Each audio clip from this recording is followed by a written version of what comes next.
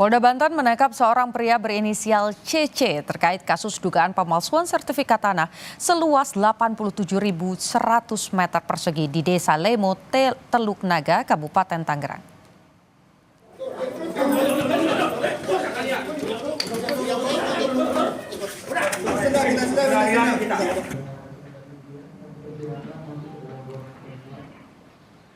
Pelaku berinisial CC ditangkap tim Ditreskrim Polda Banten di Kemayoran, Jakarta Utara.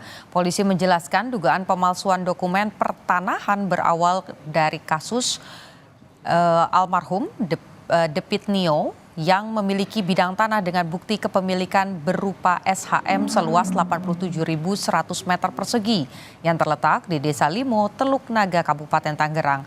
Menurut polisi, tersangka mengaku-ngaku sebagai pemilik tanah berdasarkan SHM atas nama Sumita Chandra. Kemudian melakukan proses balik nama SHM dari Sumita Chandra ke nama tersangka dengan motif memperoleh keuntungan sendiri. Atas perbuatannya, pelaku terancam hukuman penjara paling lama 6 tahun.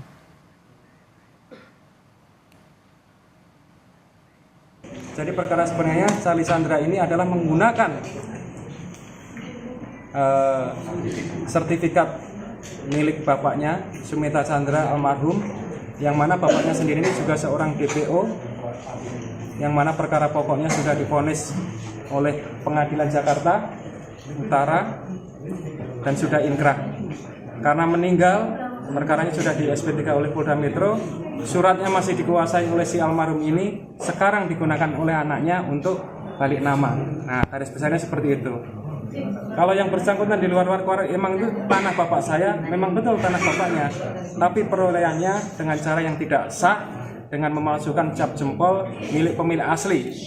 Bahkan juga sudah ada pembatalan SHM dari Kanwil, dan AJP juga sudah dicek di Kecamatan Teluk Naga, AJP-nya tidak terdaftar.